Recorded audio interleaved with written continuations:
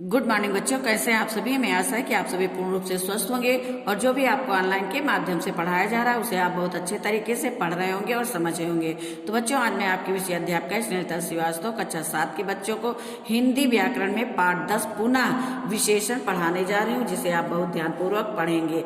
अब इसके पहले आप पाठ पढ़ चुके हैं, ये 10 पाठ 1 से 19 पाठ तक आप पढ़ चुके हैं। आपका ये कोर्स समाप्त हो गया है। अब हम आपको पाठ 10 से पाठ 9 तक आपका यूटी सेकेंड और हाफ ईयरली में आ गया है। अब यूटी सेकेंड में आपका पाठ 10 से और आगे के पाठ आएंगे। तो अब हम आपको पाठ 10 से पढ़ाएंगे और यहीं से हम आपको होमवर्क देंगे। होमवर्क में हम आपको प्रश्न देंगे, आपको इसके उत्तर होमवर्क की कॉपी में लिखने हैं और लिख के याद करने हैं। तो आइए, आज हम आपको पाठ 10 विशेषण पढ़ाने जा रहे हैं। विशेषण का मतलब होता है विशेषता। विशेषण का मतलब क्या होता है? विशेषता। बच्चों, हर चीज में कोई ना कोई विशेषता होती है। वो चाहे मनुष्य हो, चाहे पेड़ पौधे हो, चाहे पशु पक्षी हो, चाहे वो कोई खाने का सामान हो, फल फूल हो या कोई भी खाने का सामान हो। तो हर चीज में कोई ना कोई विशेषता होती है। कोई चीज खट्टी होती, खाने की कोई चीज खट्टी होती है, कोई मीठी होती है, कोई कड़वी होती है। इसी प्रकार बच्चों जो है हर चीज में, मनुष्य में, हर चीज में कोई ना कोई विशेषता होती है। तो आइए हम आपको विशेषण की परिभाषा बताते हैं। संज्ञा या सर्वनाम शब्दों की विशेषता बताने वाले शब्दों को विशेषण कहते हैं। जैसे बड़ा, छोटा, अच्छा, बुरा, कंजूस, परिश्रमी, पतला, मोटा, मीठा, खट्टा, ऊपर, नीचे आदि। सुंदर गुलाब, यहाँ लिखा है सुंदर गुलाब, काली गाय, मोटा लड़का, मीठा आम, कंजूस आदमी। अब देखिए, यहाँ पे गुलाब क्या है? संज्ञा है। गुलाब क्या है? संज्ञा है, क्योंकि आपने पढ़ा कि किसी व्यक्ति, वस्तु, स्थान अथवा नाम अथवा स्थान के नाम को संज्ञा कहते हैं। ठीक। और आपने सर्वनाम पढ़ा कि जो शब्द संज्ञा के स्थान पर प्रयोग किए जाते हैं उन्हें सर्वनाम कहते हैं। जैसे मैं, वह, तुम, तुम्हारा, उसका आदि। तो विशेषण में क्या कह रहा है कि संज्ञा या सर्वनाम, जैसे संज्ञा किसी का नाम हो गया और सर्वनाम हमने उसका नाम ना लेके वह, तुम, तुम्हारा या उसका कह दिया। तो जैसे यहाँ लिखा है सुंदर गुलाब, तो ये गुलाब जो है वो संज्ञा है और सुंदर उसकी विशेषता है। ठीक है। काली गाय, गाय क्या है? गाय जो है संज्ञा है और उसकी विशेषता क्या है? वो काली है। मोटा लड़का, लड़का जो है वो क्या है? संज्ञा है और उसकी विशेषता क्या है? वो मोटा है। मीठा आम, आम क्या है? संज्ञा है, उसकी विशेषता क्या है? वो मीठा है। कंजूस आदमी, आदमी क्या है? वो संज्ञा है और कंजूस उसकी विशेषता है।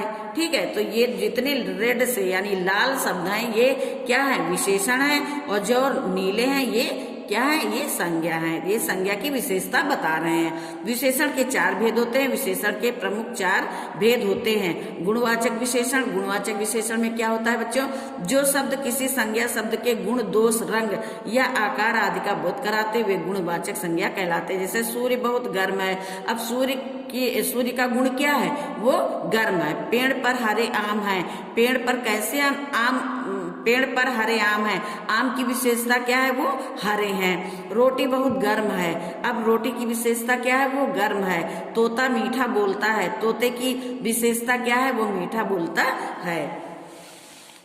इसके बाद है नंबर 2 पे संख्यावाचक विशेषण।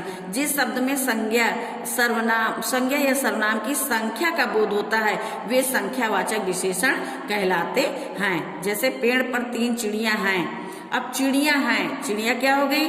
चिड़िया। ये क्या कह रहा है यहाँ? जिस शब्द से संज्ञा या सर्वनाम की संख्या का, तो यहाँ पे संज्ञा क्या है? चिड़िया और उसकी विशेषता क्या है? वो 3 है। यहाँ पे संख्या में दे रहा है कि वो 3 है, इसलिए यहाँ पे संख्यावाचक विशेषण है। मेरे पास 10 रुपए हैं। मेरे पास 10 रुपए हैं। तो मेरे पास क्या है? 10 रुपए हैं, यानी कि 10 क्या है? संख्यावाचक विशेषण है। मेरी कक्षा में 30 बच्चे हैं। तो यहाँ पे संख्यावाचक विशेषण क्या है? 30, क्योंकि यहाँ पे बच्चों की संख्या बता रहा है। बच्चे कितने हैं? 30 हैं। यहाँ पे संख्यावाचक विशेषण है।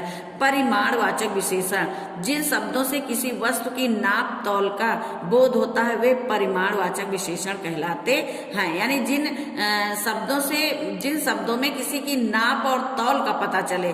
जैसे पिताजी 5 किलो आम लाए। ठीक है। यहाँ कह रहा है जिन शब्दों से किसी वस्तु की नाप, किसी वस्तु यानी आम वस्तु है और इसकी नाप क्या है, तौल क्या है, 5 किलो। ठीक है, तो ये 5 किलो जो है परिमाणवाचक विशेषण है। मैंने दुकान से 10 मीटर कपड़ा खरीदा। अब मैंने यहाँ पे सर्वनाम है और 10 मीटर क्या है, ये परिमाणवाचक संज्ञा, परिमाणवाचक विशेषण है, क्योंकि यहाँ पे 10 यानी संख्या है और मीटर उसकी नाप है। ठीक है, 10 मीटर, तो यहाँ पे परिमाणवाचक विशेषण होगा 10 मीटर। तो यहाँ पे नाप तौल है 10 मीटर, 10 संख्या नहीं है, 10 मीटर। तो यहाँ पे नापा, कपड़ा नापा जाता है ना, कपड़ा नाप के लिया जाता है, तो ये 10 मीटर नाप और तौल के बारे में बता रहा है। अब फिर है संख्यावाचक, वो संकेतवाचक विशेषण। क्या है, 5वें नंबर पे है, 4थे नंबर पे है संकेतवाचक विशेषण।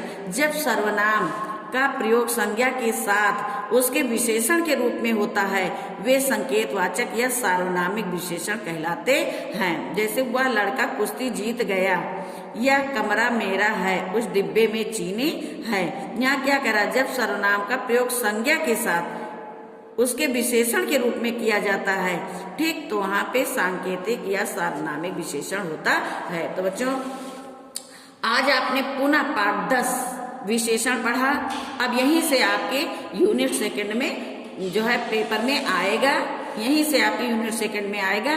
तो आप अब विशेषण को पुनः एक बार फिर से याद करें और याद करने के बाद जो आपको होमवर्क दिया जाएगा उस होमवर्क को आप लिखेंगे और लिखने के बाद अपने घर में किसी को सुनाएंगे, तभी आपको पता चलेगा कि आपको याद हो गया। और लिखने के बाद फिर एक बार आप अपनी फेयर कॉपी से मिलाएंगे, देखेंगे कि सही है कि नहीं सही है। जब आप देखेंगे सही है तो सही है, और अगर कहीं गलत है तो आप उसको याद करेंगे और फिर से लिखेंगे। तो बच्चों, आज ये आपका पुनः पाठ 10 विशेषण समाप्त होता है। धन्यवाद।